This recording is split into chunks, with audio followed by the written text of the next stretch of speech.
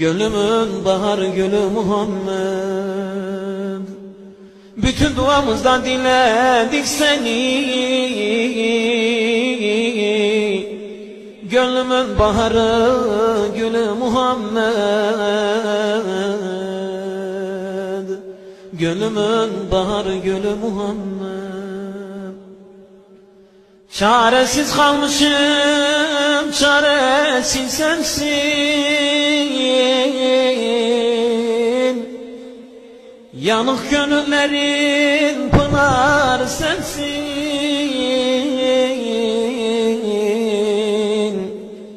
Karanlık gecemin sabahı sensin.